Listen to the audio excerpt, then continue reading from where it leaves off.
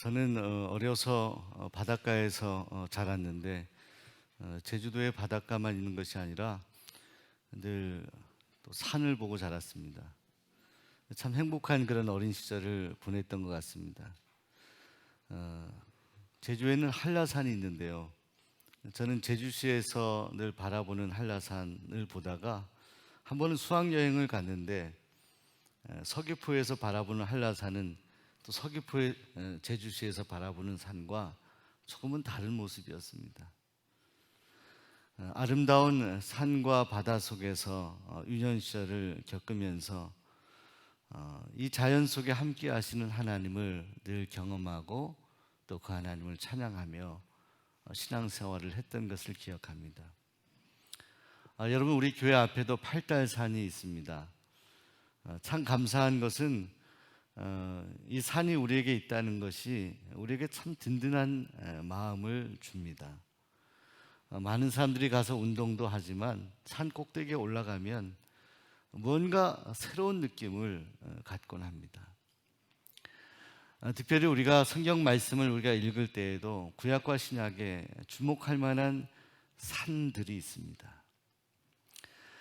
구약을 공부할 때 우리가 빼놓지 않고 우리가 좀 살펴볼 산이 바로 시내산이라는 것입니다. 이 시내산은 시내반도에 있는 산입니다.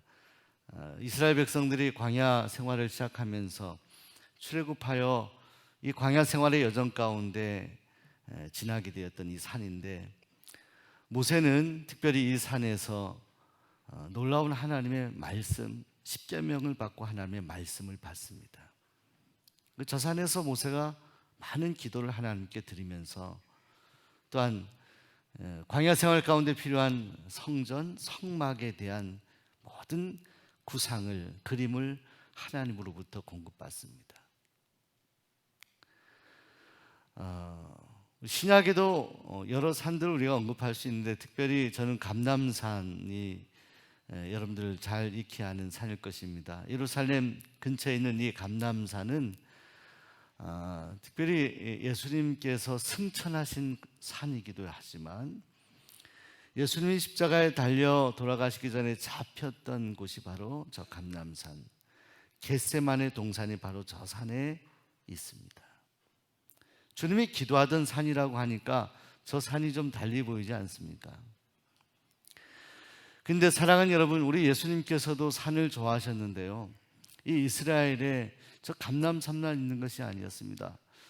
특별히 주님은 때때로 필요할 때마다 주님은 산에 가셔서 기도하셨는데, 오늘 우리가 읽은 성경 말씀을 보시게 되면 우리 주님께서 3명의 제자들을 데리고 높은 산에 가셨다라고 말씀합니다. 근데 이 마태복음 17장에 우리가 배경을 좀 이해할 필요가 있습니다. 예수님께서 높은 산에 가셨다, 이 산이 과연 어느 산이냐라고 궁금해하는 사람들이 많이 있습니다. 근데 여러분, 예수님께서 이 산에 데려가기 전에 특별히 이전의 말씀을 보시게 되면 예수님께서는 가이사라 빌립보라고 하는 곳에서 베드로의 위대한 믿음의 고백을 듣습니다. 주는 그리스도시요 살아계신 하나님의 아들이십니다. 이렇게 고백했던 베드로의 고백이 바로 가이사라 빌립보라는 곳에서 고백되어졌거든요. 그리고 나서 예수님께서는 십자가의 죽으심과 부활을 언급하십니다. 그리고 엿새 후에 이 산으로 올라가셨다고 하니까 이 산이 아마도 저 가이사라 빌립보, 지도에 보시게 되면 가이사라 빌립보가 저 위쪽에 있습니다. 그 근처의 산일 것이다, 높은 산이라고 했으니까 바로 그 산은 헬몬 산일 것이다 라고 그렇게 추정을 합니다. 맞을 것입니다. 다볼산이라고 주장하는 분들도 있는데, 이 다볼산은 로마가 이렇게 진지를 구축했던 산이어서 아마도 저 헬몬 산에 제자들 데리고 올라가셨을 것이다. 저 가이사라 빌립보와 헬몬 산은 거리가 멀지 않거든요. 여러분, 헬몬 산은 이스라엘의 북쪽에 있는, 북쪽 끝에 있는 산입니다. 너무나 아름답고 높은 산입니다. 해발 2800m 정도 되는 산인데요, 모든 이스라엘의 이 요단강 그리고 흘러내리는 모든 물줄기의 출발이 바로 저 헬몬산입니다. 헬몬산. 저기서부터 물이 흘러내려오는 거예요. 자, 사랑하는 여러분, 우리 주님께서 저 헬몬산에 가신 이유가 있지 않을까요? 아마도 저곳에서 기도하시면서 정말 이스라엘 민족을 통해서 전 열방의 복음을 흘러내보내기 위한 그런 주님의 기도가 저곳에서 간절히 이루어지지 않았을까라는 생각하게 됩니다. 저 높은 곳에서 열방을 바라보며 이스라엘 땅 너머에 있는 세계를 주님께서 기도하시며 아마 복음을 전하길 원하셨던 것 아닌가. 근데 저 산에 올라갈 때에도 여전히 겟세마네 동산에 올라갔을 때, 겟세마네 동산에 올라가셨던 그 이후의 일이긴 하지만 3명의 제자를 데리고 가십니다. 베드로와 야고보와 요한을 데려가십니다. 우리는 성경에서 종종 우리 주님께서 이 3명의 제자들에 대한 특별한 애착을 가지고 있다는 것을 보게 됩니다. 왜 그랬을까요? 12명의 제자들 다 데리고 가셨으면 좋았을 텐데 왜 3명의 제자들만 데리고 가셨을까요? 알 수는 없습니다. 나 분명히 제자들 가운데서도 우리 주님께서 이 3사람에게만큼은 뭔가 꼭 심어주고자 하는 그런 어떤 마음이 있지 않았을까? 특별한 어떤 애정이 있지 않았을까라는 생각을 하게 되는데, 이후에 주님이 부활하시고 승천하신 이후에 사역을 보게 되면 우리가 조금 이해할 수 있는 부분이 있습니다. 베드로는요, 사도들의 수장이 되어서 모든 예수님 대신 모든 질서를 잡아가고 초대교회의 모든 일들, 행정들, 사역들을 치리해 나갑니다. 야고보는 첫 번째 순교자가 됩니다. 요한은 일평생 그가 정말 요한계시록을 쓰기까지 일평생 주님께 헌신하는 제자가 됩니다. 그건 이후의 일이지만 아마 우리 주님은 그 먼 미래의 일들도 주님이 보시지 않았을까요? 저들이 그런 사명을 감당하기 위해 무언가 특별한 하나님의 은혜가 필요하지 않았을까? 우리 주님이 판단했을 거라고 저는 생각을 하는 것입니다. 자, 그런데 이 높은 산에 올라갔을 때 주님께서 놀랍게 변화하십니다. 주님이 변화되었다. 그래서 이 산을 변화산이라고도 합니다. 변화산. 오늘 성경 말씀을 보시게 되면요, 우리 주님의 얼굴이 해같이 빛났다라고 합니다. 해같이 빛났다.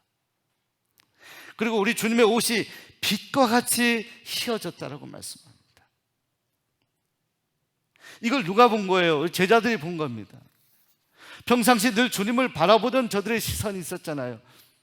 주님이 뭐 화려한 옷을 입고 다녔을 것 같지는 않습니다. 이스라엘 민족들이 입었던 그 평범한 옷을 입고 우리 주님이 산에 계셨는데, 이 변화산에서 저들은 놀라운 광채를, 놀라운 모습을 보게 되는 거예요. 그때 베드로가 이렇게 고백합니다. 소위 이 놀라운 황홀경, 이 놀라운 영적 체험을 한 베드로가 이렇게 주님께 말씀드립니다. 주님, 우리가 여기가 좋습니다. 그래서 여기에 초막셋을 짓고 싶습니다. 하나님 주님을 위해, 하나님 모세를 위해, 하나님 엘리야를 위해 초막을 짓고 싶습니다. 왜냐하면 주님이 놀라운 그 형상을 보고 난 이후에 보니까 이 모세와 엘리야가 우리 주님과 대화하는 그런 모습, 이 놀라운 형상을 경험하게 하였기 때문에 베드로는 그렇게 고백을 한 거예요. 너무나 좋은 거예요. 주님의 아름다운 형상, 빛나는 형상을 보았을 뿐만 아니라 저들이 존경하고 저들이 따랐던 이스라엘의 지도자였던 모세와 엘리야의 모습까지도 주님의 형상과 함께 경험하게 됩니다. 그래서 여기가 좋습니다. 여기 있고 싶습니다. 그리고 주님을 위해, 모세를 위해, 엘리야를 위해 초막을 짓고 싶습니다. 이렇게 베드로가 고백을 합니다. 여러분, 베드로는요, 뭔가 생각을 하면 그대로 결단하고 실천했던 사람입니다. 아마 주님이 오케이라고 했으면 아마 이 베드로는 초막을 지었을지 모릅니다. 그런데 그때 구름 속에서 놀라운 하나님의 음성이 들립니다. 이는 내 사랑하는 아들이요 내 기뻐하는 자니 너희는 그의 말을 들으라. 그의 말을 들으라. 이런 하나님의 음성이 들립니다. 여러분, 베드로와 제자들은 놀라운 우리 주님의 형상을 보았습니다. 그리고 우리 주님과 대화하는 모세와 엘리야의 형상도 보았습니다. 이 놀라운 영적인 황홀경 속에서 들려오는 하나님의 음성은, 너희가 지금 함께한 이 예수는 내 사랑하는 아들이요 내 기뻐하는 자다라는 말씀. 너희는 그의 말을 들으라.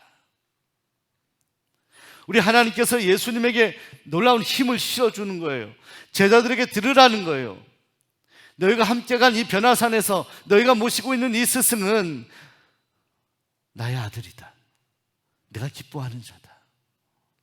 어떤 일이 있어도 그의 말을 들으라, 이렇게 말씀합니다. 이 음성을 여러분들 우리가 묵상하면서 어디서 많이 들었던 음성 같아요. 예수님이 세례 받으실 때, 세례요한에게 세례 받으실 때, 그때도 하나님께서 하늘에서 음성이 들렸어요. 뭐라고 말씀했어요? 하늘이 열리고 성령이 비둘기같이 내리는 가운데 하나님께서 내 사랑하는 아들이요 내 기뻐하는 자다, 이렇게 음성을 들려주지 않습니까? 동일한 음성입니다. 여러분, 이 놀라운 음성을 듣고 이 베드로와 제자들은 눈을 뜰 수가 없었습니다. 저들은 그 자리에서 엎드리게 됩니다. 두려움에 사로잡히게 됩니다. 하나님의 음성을 들었기 때문에, 그것이 하나님의 음성임을 분명히 저들이 느꼈기 때문에 저들은 엎드렸습니다. 두려운 채로 저들은 엎드려 있을 때에 그때 주님께서 이렇게 말씀하십니다. 주님께서 두려워하지 말고 일어나라. 두려워하지 말고 일어나라. 제자들을 일으키십니다. 두려워하지 말아라. 주님의 자비하신 음성으로 하나님의 음성을 듣고 엎드려 있는 그들에게 두려워하지 마라, 제자들아, 일어나라. 여러분, 그리고 성경은 이렇게 기록합니다. 그들이 일어났는데, 주님의 음성을 듣고 눈을 뜨고 일어났는데 그때에 예수님 외에 아무도 보이지 않았다. 성경의 기록은 이렇습니다. 오직 예수 외에는 아무도 보이지 아니하더라. 아무도 보이지 않았다. 모세와 엘리야도 보이지 않았어요. 아름다운 산과 주변 환경도 있었을 터인데 하나님의 음성을 듣고, 그리고 저들이 놀라 엎드려진 채로 있다가 주님의 일어나라는 음성을 듣고 일어났을 때, 보았을 때 저들의 눈에는 예수님밖에 보이지 않았다. 사랑하는 여러분, 이 놀라운 영적인 경험이 오늘 저와 여러분에게 있게 되기를 소원합니다.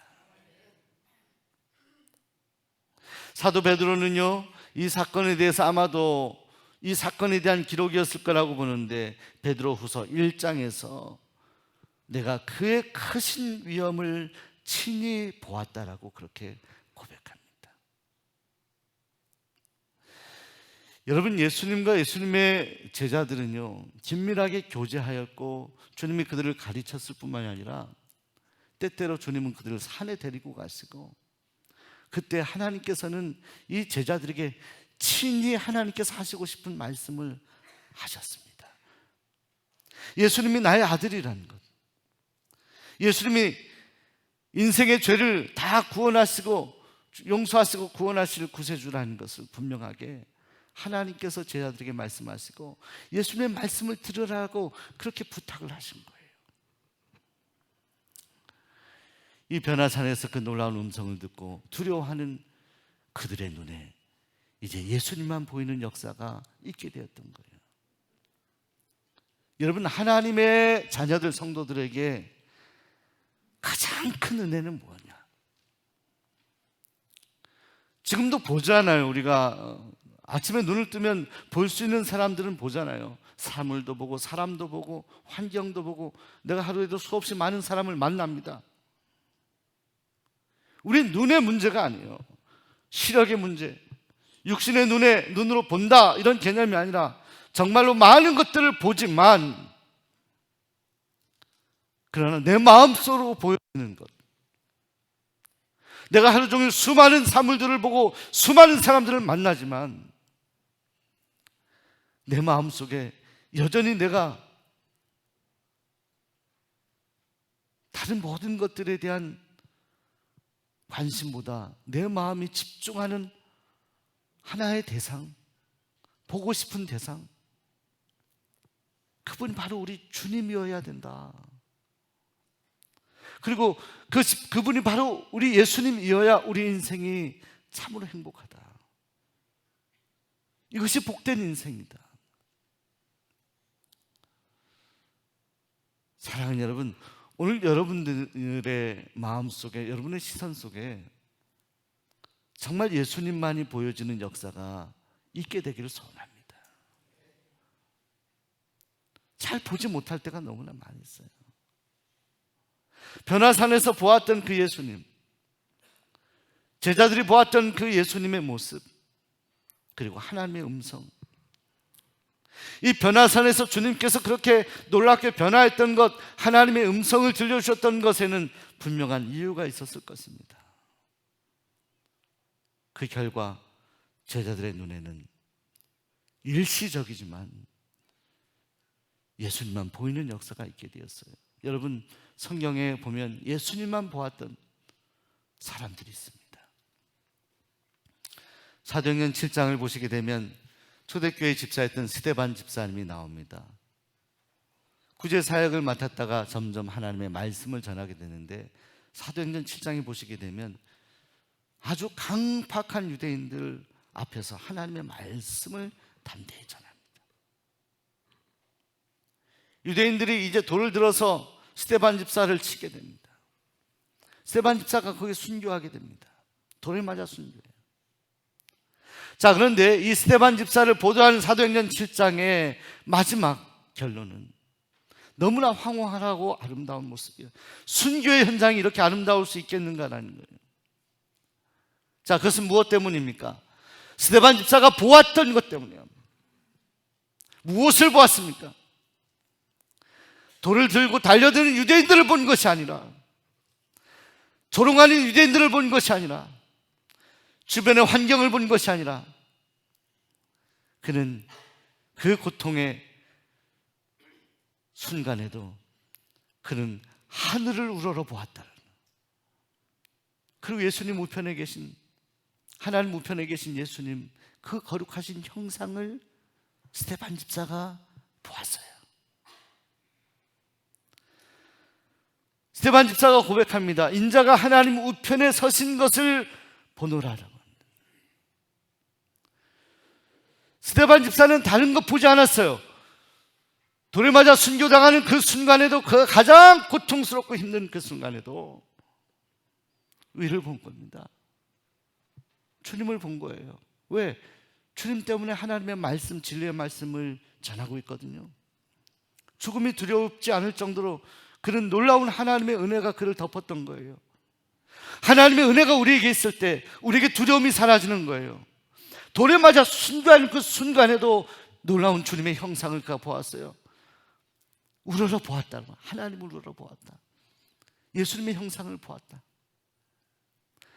그는 돌에 맞아 죽는 그 현장이 변화산이 되게 한 거예요. 변화산. 주님을 만나는 거룩한 산과 같이 그는 그곳에서 주님의 형상을 봅니다. 사랑하는 여러분, 우리가 살다 보면 때는 어려운 일을 겪기도 하고 고난을 당하기도 합니다. 말로 표현할 수 없는 그런 마음의 심한 고통을 당할 때도 있습니다. 자, 여러분, 그럴 때에도 그 고난과 고통의 환경이, 또 힘들게 하는 사람들이, 또 여러 가지 여러분들 마음을 조이는 여러 가지 조건들이 보이는 것이 아니라, 예수를 믿는 우리에게는, 구원받은 하나님의 자녀에게는 바로 그 주님의 형상만이 보여야 합니다. 좋네요. 우리가 찬송가 288장 찬송하지 않습니까? 예수로 나의 구주 삼고 성령과 피로써 거듭나니. 3절이 이렇게 되어 있습니다. 주 안의 기쁨 누림으로 마음의 풍랑이 잔잔하니. 세상과 나는 간 곳 없고 구속한 주만 보이도다. 이것이 나의 간증이요 이것이 나의 찬송일세 나 사는 동안 끊임없이 구주를 찬송하리로다. 나 사는 동안 끊임없이 세상과 나도 간 곳이 없어. 나를 구원하신 주님만 보이는 내 눈에 내 마음속에 다른 것이 보이지 않아. 나에게 베푸신 그 하나님의 놀라운 은혜가 내 가슴에 사무쳐서 하루 종일 주님만 생각하는, 주님만 생각하고 예수님만 생각하면 내 마음속에 기쁨과 감사와 눈물이 나는, 감사합니다. 사랑하는 여러분, 오늘 저와 여러분에게 당하는 여러 가지 환경들에 지배당하지 마시고 오늘 여러분에게 은혜 주시는 하나님의 은혜를 생각하며 그 하나님께서 보내신 예수님을 여러분 마음속에 기억하며 예수님이 거룩하신 형상이 여러분의 눈에 보여지는 역사가 있게 되기를 소원합니다. 왜 제자들에게 이 형상을 보여주셨을까요? 변화산에서. 여러분, 이 성경 말씀의 전후를 우리가 보게 됩니다. 가이사랴 빌립보에서 주는 그리스도시요 살아계신 하나님의 아들이십니다라고 고백했죠. 그때 주님께서 베드로를 칭찬하십니다. 그리고 주님은 정말 하시고 싶은 말씀을 하십니다. 이제 내가 곧 있으면 십자가에 달려 죽을 것이다. 그리고 부활할 것이다. 그때 베드로가 주님 그런 일이 결코 있을 수 없습니다라고 얘기합니다. 주님은 고난당할 뿐이 아니라는 거예요.